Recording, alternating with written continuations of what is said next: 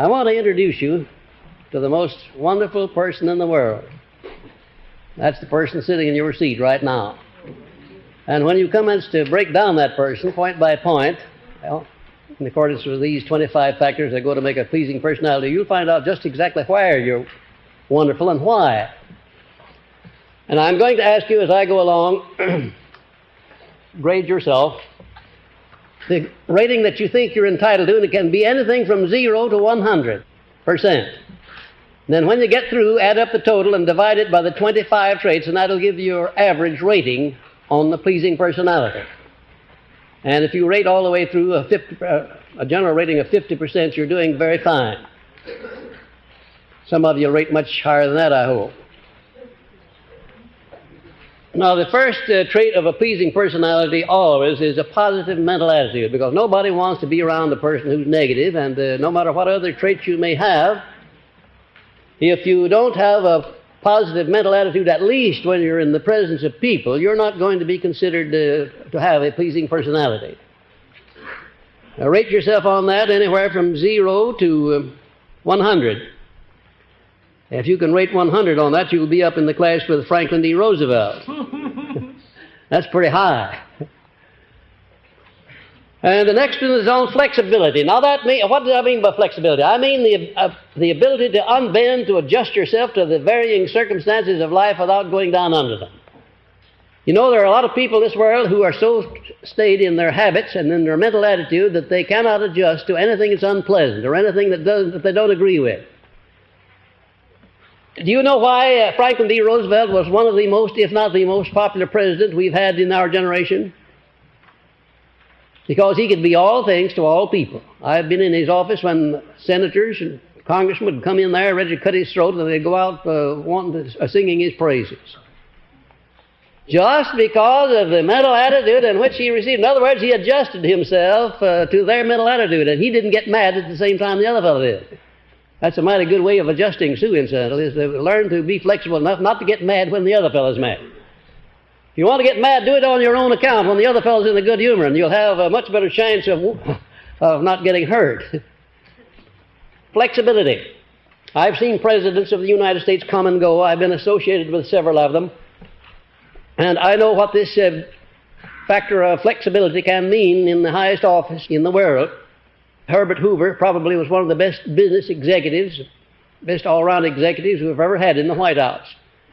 And yet he couldn't possibly sell himself to the people a second time because he was inflexible. He could not bend. He was too static, too fixed. Calvin Coolidge was the same way. And Woodrow Wilson, to some extent, was the same way. He was too austere, too static, too fixed, too correct. In other words, he wouldn't allow anybody to slap him on the shoulder, to call him Woody, or take any personal liberties with him at all. But there's so many things in this life that you have to adjust yourself to temporarily if you're going to have peace of mind and good health, that you might just as well start in now learning to do it. And if you're not flexible, you can become flexible. Number 3, on the pleasing tone of voice. Now, there's an important thing that you can experiment with. A lot of people have harsh tones. They have nasal tones. And they put that something into the tone of voice that irritates other people. You take any monotonous speaker, for instance, does not have personal magnetism, and does not know how to give pitch and tone to his voice, and he'll never get his audience in a million years if he tries. You've got to learn to, if you're going to teach, if you're going to lecture, if you're going to do public speaking, or even in good conversation, you've got to learn to give a pleasant, pleasing tone to your tone of voice. And if you can't do that now, you can do it by a little bit of practice. Oftentimes by simply lowering your voice, not talking too loudly. You can give it that something that is pleasing to the ear. I don't think that anybody can teach another person how to make his tone of voice pleasing. I think you have to do that yourself, and you have to do it by experimenting. But first of all, before you do it, you have to feel pleasing. How could you use a pleasant tone of voice when you felt angry, for instance? Or when you didn't like a person that you were talking to? How could you do it? Well, you can, but it's not too effective unless you really feel inside of you the way you're expressing yourself. Well, now, all those are things, they're carefully studied techniques that you have to acquire if you're going to make yourself pleasing. And consequently, I don't know of anything that'll pay off better than to be pleasing in the eyes of other people. It's just one of those things that you can't get along without. Tolerance. Now, what does that mean? You know, a lot of people don't understand the full meaning of tolerance. That means an open mind on all subjects toward all people at all times. An open mind. In other words, your mind's not closed against anybody or anything. You're always willing to hear the last word or to hear an additional word about anything. Now, you'll be surprised at how few people there are in this world with open minds. Some of them are close so tight you couldn't open them with a crowbar. You couldn't get a new idea in there if you tried. Well, did you ever see one of those people who was pleasing? You never did, and you never will. Have a pleasant, pleasing mental attitude, you've got to have an open mind, because the very minute people find that you have prejudices that involve them and their understanding of religion or politics or economics or anything else, the very minute they find out that you have a closed mind toward any of these things that affect them, they're going to back away from you. Do you have any idea why it is that I can have all of the followers of all religions in my classes and get along well with all of them? Catholics and Protestants, Jews and Gentiles, all the races, all the creeds. Do you know why it is? You love them all. That's right. That's right. To me, they're all of one brand. They're my fellow beings, they're my brothers and sisters. That's why I get along with them. I never think of anybody in terms of what he believes politically or religiously or economically. I think of him in terms of what he's trying to do to better himself and to better somebody else. That's the terms that I think of people in, and that's why I get along so well with them. I didn't used to do that. An open mind. What a marvelous thing it is to be able to be in possession of yourself so you can keep your mind open. And if you don't keep it open, you're not going to learn very much. If you have a closed mind, you'll find that you'll miss out on a lot of information, a lot of facts that you need that you couldn't get without an open mind. And then something it does to you inside to have your mind closed up against anybody or anything. Say that you have the last word. You don't want any more information. That means you've ceased to grow. The very moment you close your mind on any subject and say, that's the last word, I want no more information on it, then you cease to grow. A keen sense of humor. Now, what I mean by keen sense of humor is you have to have a disposition. If you don't have it, you have to cultivate it, so that you can adjust yourself to all of these unpleasant things that come along in life without taking them too seriously. I think I told you about the motto that I saw in the office of Dr. Frank Crane once. It impressed me very much, and especially finding it in the office of a preacher. It says, don't take yourself too damn seriously. And he explained to me what that word damned mean. He said it meant just exactly what it said. If you take yourself too seriously, you are damning yourself. Well, that's obvious, isn't it? So it wasn't a profane word after all. And I liked it. I like it. I still like it. I think it's a good motto for anybody, not to take himself too seriously. And incidentally, one of the finest tonics that you can take is to have a good laugh at least several times a day. A good hearty laugh. If you don't have anything to laugh at, cook up something. Look at yourself in the glass, for instance. You can always get a laugh out of that. And you'd be surprised at how it'll change the chemistry of your mind right while you're doing it. If you've got troubles, why, they'll melt away and they won't seem near as big when you're laughing as when you're crying. Keen sense of humor. What a marvelous thing it is. I don't know that my sense of humor is what you'd call keen, but it's alert. I can get some fun out of almost any circumstance in life. I used to get a lot of punishment out of some circumstances that I now get fun out of because I've oiled up and made my sense of humor a little bit more alert than I used to be. Then, next, the frankness of manner and speech, with discriminate control of the tongue at all times, based upon the habit of thinking before you speak. Now, most people don't do that. They speak first and think or regret afterwards. What a wonderful thing it is in your conversation, for instance, if you just before you utter any kind of an expression to anybody, figure out whether it's going to benefit the person that's listening or damage him. Whether it's going to benefit you or damage you. And if you just follow those two simple rules, I would say that half of the things that you say that you wish you hadn't said, you will never say them. If you do a little weighing and a little thinking before you open your mouth and start speaking. You know, there are a lot of people who sit their mouths going and go off and leave them. And they forget what they said because they weren't there. And they're almost always in difficulty with somebody. Frankness of manner and speech. Now, that doesn't mean that you have to tell everybody exactly what you think of him, because if you do that, you'll have no friends. But frankness, not being evasive, not engaging in double talk. Nobody likes a double talker. Nobody likes a person who's always evasive and will never express an opinion about anything. And then number 7, pleasing facial expression. Now, you know, if you study your facial expression in the mirror, it's a marvelous thing to see how much more pleasing you can make your facial expression when you try than when you don't try. By smiling a little bit. It's a marvelous thing to learn to smile when you're talking to people. You'll be surprised at how much more effective what you say is when you're smiling than when you're frowning or when you're looking serious. That makes a tremendous difference on the person that's listening. I hate to talk to a person who's got a serious expression on, as if the whole world is on his shoulders. It makes me fidgety. I just wish that whatever he's saying, he'd get through with it and go on. But if he limbers up like Franklin D. Roosevelt used to and gives you that old $1 million smile, why, even the most trivial thing that he says sounds like music, sounds like wisdom, because what he does to you psychologically. That smile is a marvelous thing. Don't grin at people when you don't mean it, because monkeys can grin.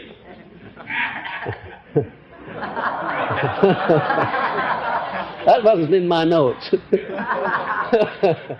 But learn to smile because you feel it. Now, where does a smile take place first? On your lips or face, or where? In your heart, where you feel it. That's where it takes place. You don't have to be pretty, you don't have to be handsome, but a smile, it'll decorate you and embellish you no matter who you are. Make your facial expression much more beautiful. And then a keen sense of justice toward all people. Now, a keen sense of justice. In other words, being just with another person even when it's to your disadvantage to do so. What a wonderful thing that is, and how that does endear you to other people when they know very well that your being just with them is costing you something. Do it. There's no particular virtue in being just with the other fellow when you're benefiting by it. And do you have any idea how many people there are that are just fair and just and honest only when they know it's going to come back to them in one way or another? How quickly they'd be dishonest if it was profitable to them to do it? Well, I wouldn't give you the percentage. I'd hate to tell you what I think it is. It's much too high. People who are like that. Keen sense of justice toward all people at all times. And then next one, sincerity of purpose. Nobody likes a person who is obviously insincere in what he says and does, who's trying to be something that he's not, who's saying something that doesn't represent his inner thoughts, and you know that's true. It's not as bad as out and out lying, but it's the first cousin to it, lacking of sincerity of purpose. Then versatility, a wide range of knowledge of people and the world events outside of one's immediate personal interest. You take a person who doesn't know anything except about one thing, and you'll find a person that will be boresome the moment he gets out of that field. Now, you don't have to use your imagination very much to think of somebody that you know of that he's got his nose so closely to the grindstone in some one thing that he knows nothing about anything that's going on outside of that. And he'll not be interesting as a conversationalist or in any other way unless he has a wide enough range of things generally to be able to talk to you about the things that interest you. Do you know the best way in the world to make yourself liked by other people? Yes.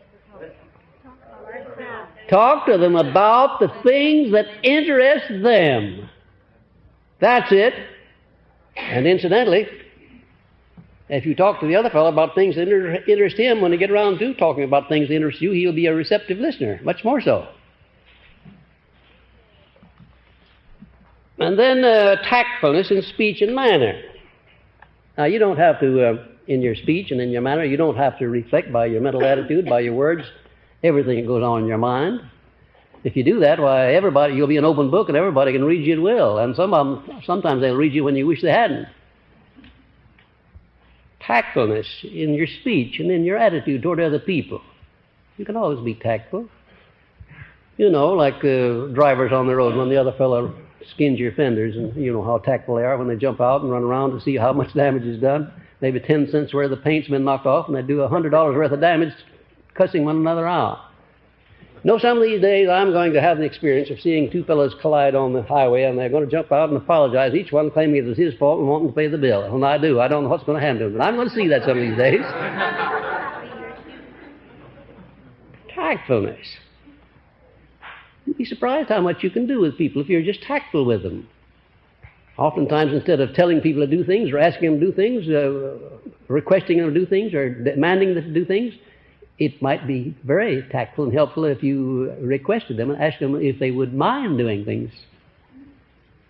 Even though you're in authority to give them an instruction, it's still better to ask if they would mind doing certain things. One of the most outstanding employers I ever knew never gave any of his employees direct instructions. That was Andrew Carnegie. He always asked his associates and his employees, even the humblest, if they would mind doing something for him. Or would it be convenient? Or would it be suitable? Never ordered them to do anything, but asked them always. No wonder he got along so well with people. No wonder he was so successful. Then the promptness of decision. Now, nobody can be very well liked and have a very pleasing personality who always puts off making a decision when he has all of the facts before him and ought to make the decision right on the spot. I don't mean by that they should go off half-cocked or should render snap judgments, but when they have all of the facts and the time has arrived for a decision, get in the habit of making those decisions. And if you make one that's wrong, you can always reverse it. And don't be too big or too little to reverse yourself when you find out that you should reverse yourself. There's a great advantage in being fair enough with yourself and with the other fellow to reverse yourself if you've made the wrong decision. And of course, I don't need to make much comment on number 13, faith in infinite intelligence. You know what your faith is there. You should rate very high. If you are following your religion, whatever it is, faithfully, you should rate very high on that one. But you'd be surprised how many people there are that give lip service to this question of faith and infinite intelligence and don't do very much about outside of lip service. And this lip service is not so loud that you can hear it very far away. They don't indulge in any very outstanding acts backing up their alleged belief in infinite intelligence. I don't know how the Creator feels about it, but you know, I believe that an ounce of acts is worth 1,000,000 tons of good intentions or belief. Just one act.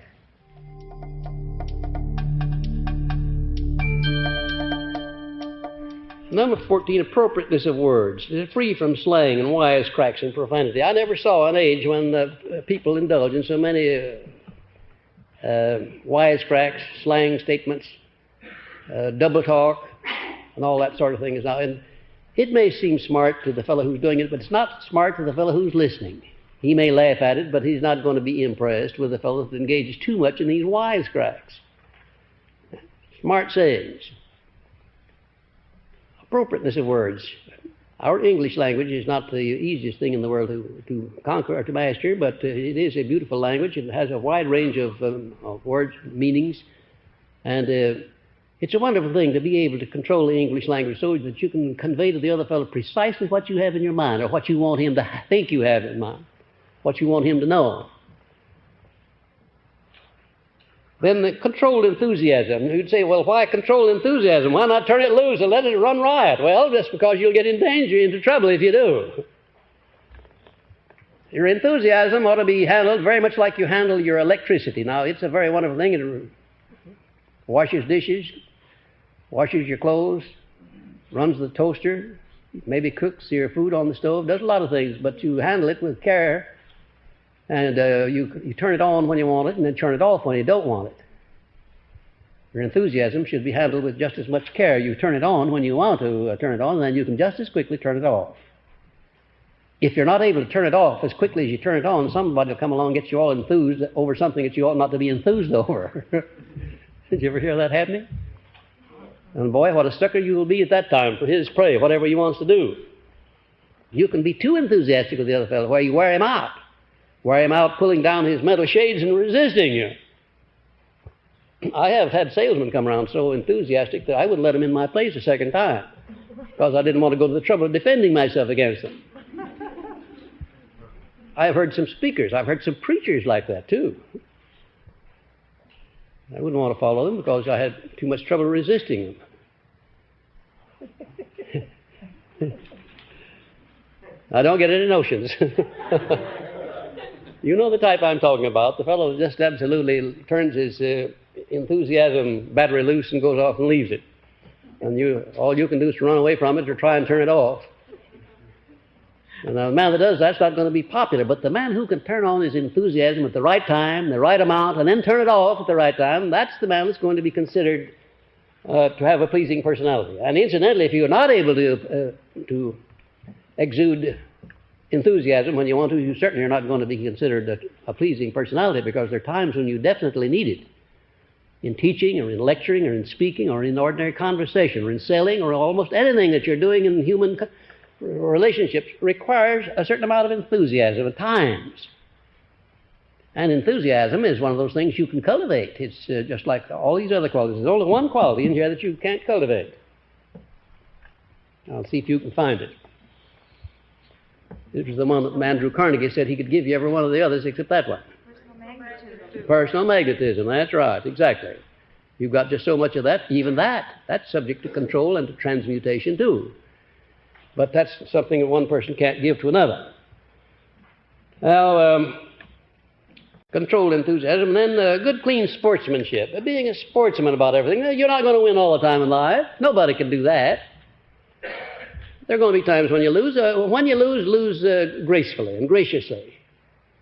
Lose and say, well, I lost, but maybe it's the best thing that I did, because I'm going to start looking immediately for that seed of an equivalent benefit, and next time, when time comes to lose, I'm going to let somebody else lose. So I'm going to wise myself up. And then don't take it too seriously, no matter what it is. You know, during the Depression, I had 4 of my friends commit suicide. About 2 of them jumped off of tall buildings. One shot himself, and another one took poison because they lost their money. And the 2 of them, at least, I lost twice as much as they did. I didn't jump off in the building. I didn't shoot myself. I didn't poison myself. What did I do? I said, well, it's a blessed fine thing, because losing this amount of money now, I'll have to start in and earn some more. And in earning some more, I'll learn some more. There's my mental attitude toward it, was that I started immediately looking for that seed of an equivalent. It didn't disturb me in the least. And I said to myself, if I lose every penny that I have, like the last suit I have, even my BVDs, I can always get a barrel from somebody and start in all over again. Wherever I can get a bunch of people together to listen, I'll be able to start making money. Now, you can't. How are you going to down a person with that kind of an attitude? No matter how many times he's defeated, he'll come right up again, just like a cork. You can put him down in the water, but he can bounce up the moment you take your hand off of him. And if you don't take your hand off, he'll make you take it off. And then this one down here, number 17, common courtesy. Oh, what a marvelous thing that is. Just common, ordinary garden variety of courtesy toward everybody. People, especially toward people that are obviously on a lower plane socially or economically or financially than yourself. What a wonderful thing it is to be courteous to the person to whom you don't have to be courteous. It's a wonderful thing. It does something to the other fellow, and it does something to you. I always hate to see anybody lording it over another person. Nothing gets me upset quicker than to go into a restaurant and have some newly rich or somebody come in and start ordering the waiters around and abusing them. Even sometimes they may deserve it, but I have never learned to like that. I've always thought that anybody that would abuse another person in public, with or without a cause, had something wrong with his machinery, and there's something he's missing in life, and you will be sure that there is something he's missing. I remember so well when I was living at the Bellevue Stratford Hotel in Philadelphia on that famous trip when I went there to get my publisher the first time. One of the waiters spilled some hot soup right on the back of my neck. And I mean, it burned me too. Well, the head waiter ran over, and a little while the manager of the hotel was out there, and he wanted to get a doctor. I said, well, it's not that serious after all. The waiter spilled a little soup. If he hadn't spilled it, I'd have gone down my neck. Now, maybe I won't have to take it. Well, he said, we'll have your suit cleaned, and we'll do this, we'll do that, and do that. I said, no, just don't get upset. I'm the one to get upset, and I'm not getting upset about it. And that waiter afterward, after he was off duty, he came up to my room and he said, I want to tell you how much I appreciated what you said. You could have had me fired. He said, I was just as good as fired, and if you hadn't talked about the way you did, I'd have been out. And he said, I couldn't afford to be fired. Well, I don't know how much good it did the waiter, but it did me a lot of good to know that, after all, there was a man that could have humiliated.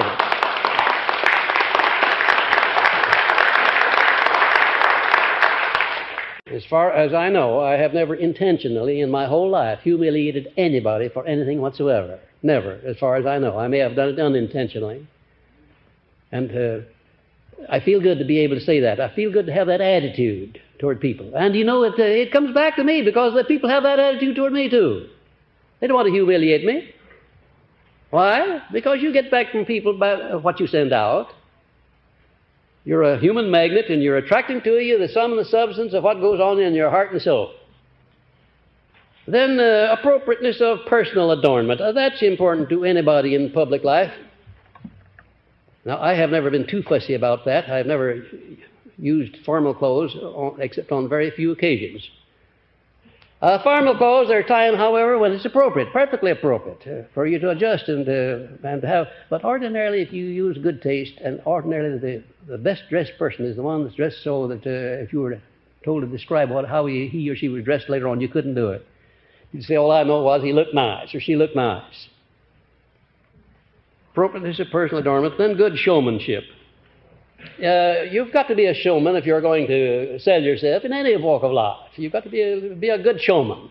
Know when to dramatize words, when to dramatize circumstances. You know, there are certain things, if you describe them in just ordinary language, you take the history of the most outstanding man in the world, and if you just gave the bare facts and didn't dramatize them as you went along, why, you'd fall down flat. You really would. You've got to dramatize these things that you're talking about and these people that you're doing business with. You've got to learn the art of showmanship as you go along. And it's something you can learn. And then I don't need to mention to you that you should have the habit of going the extra mile. We've spent a whole evening on that, and you've got a whole lesson on that. And certainly you can rate yourself on that. And then on temperance, in eating, drinking, work and play, and in thinking. Temperance, that means not too much, not too little of anything. Do yourself just as much damage with eating as you can with drinking liquor. Just as much. The rule that I go by in all these things is that I don't allow anything to take charge of me. When I was smoking, when I got to the point where the cigars were smoking me, then I quit. I can take a cocktail, I can take two. I guess I could take three. I don't remember ever having taken more than that in a social eating, but I could if I wanted to. But if I ever found them taking me, or if I ever found my being able to resist them, I'd part company with them in a hurry. I would say I'd follow the same rule if I were smoking again now. And when I got to the point where the cigars were smoking me, I did. I quit. Quit right off. I want to be in possession of Napoleon Hill all the time. Not too much, not too little. Temperance. Temperance, it's a marvelous thing.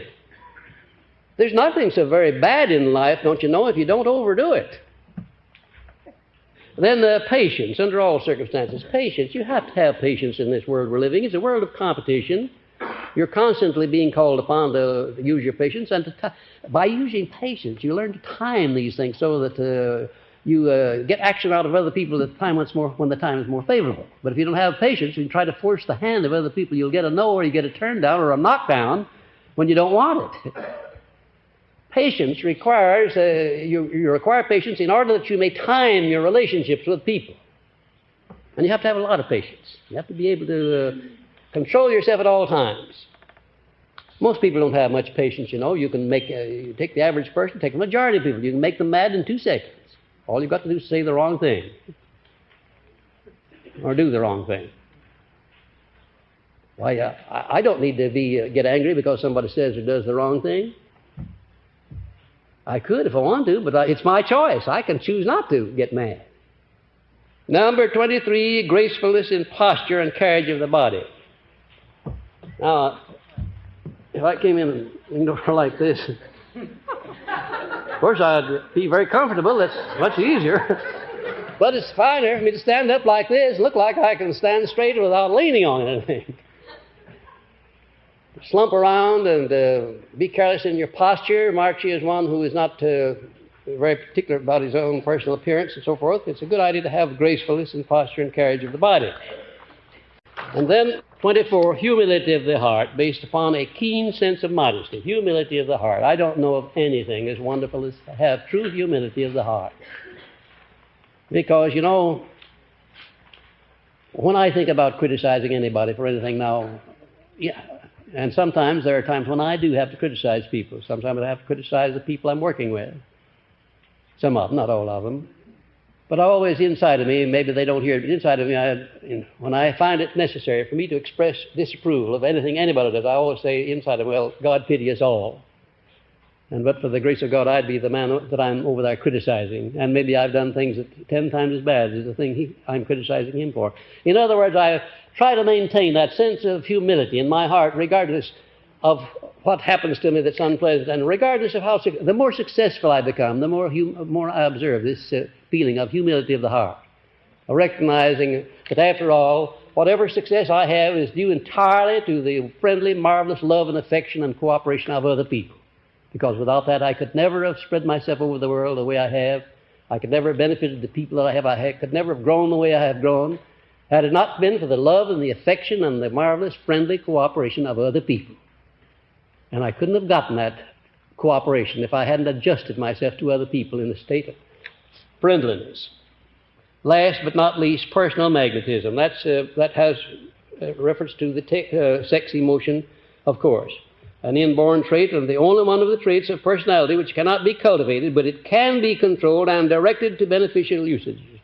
As a matter of fact, the most outstanding leaders, salesmen, speakers, clergymen, lawyers, lecturers, teachers, most outstanding in every field of endeavor, as a matter of fact, are people who have learned to transmute sex emotion. That is to say, convert that great creative energy over into doing the thing that you want to do most at the time being. And that word transmute is something to conjure with, something to look up in the dictionary until you make sure you understand what it means. Now, you've got a lot of thinking to do about this, and you're going to make discoveries about yourself. You're going to find out that when you really come down to answering these questions and giving yourself a rating, that you have certain weaknesses that you didn't know you had, and that you have certain strengths and certain good qualities that you perhaps had undervalued. Let's find out about ourselves to see just where we stand, what it is that makes us tick, why people like us, why people dislike us. And I could take any one of you and sit down with you, and by asking you, I'll say not over 20 questions, I could lay my finger right on what's keeping you from being popular if you are not popular. And you can do the same thing. That's what I want you to do. I want you to learn to analyze people, starting with yourself, find out what it is that makes people popular, what it makes them tick. And when you do that, you have one of the greatest assets that you could possibly